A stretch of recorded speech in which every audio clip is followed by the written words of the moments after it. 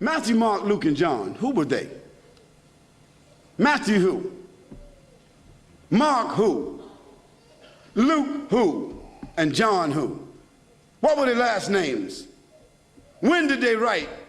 Did they know Jesus Christ? Did they walk with Jesus Christ? Did they eat with Jesus Christ? Did they talk with Jesus Christ? Did they even meet Jesus Christ? The answer is no, no, no, no. Conclusively. The earliest of them that wrote 40 years after Jesus Christ, so they never met him. The last of them wrote 80 years after Jesus Christ, never met him.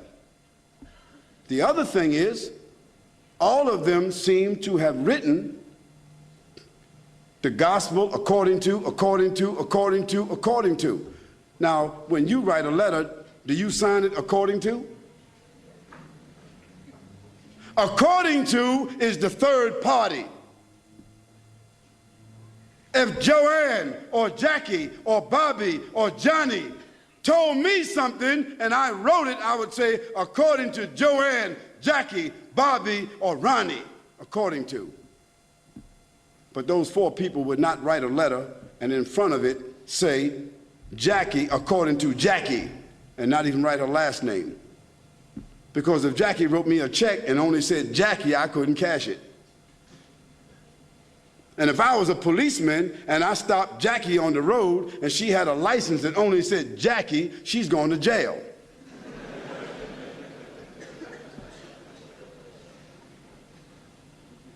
Where in the world is a document with only one name of four different writers that did not meet the one whom they're writing about? Where is that accepted in the whole world? Nowhere except in the Bible. And the church fathers and the church writers and the Christian historians, they all agree that perhaps those four writers themselves were only pen names. Because a writer would not write his first name according to.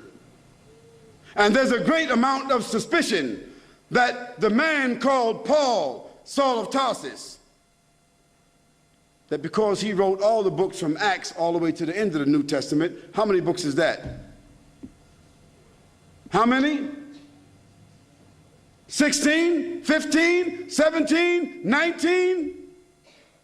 All the books of Acts on, Colossians, Ephesians, Corinthians, Romans, Galatians, all of those books are written by whom?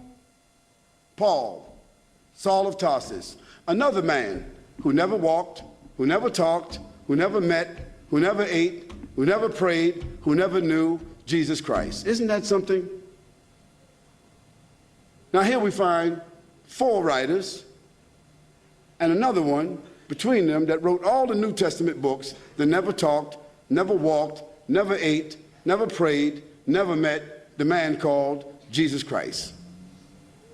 Yet in their words, the first mentioning of the Trinity came from where? From Jesus or from them?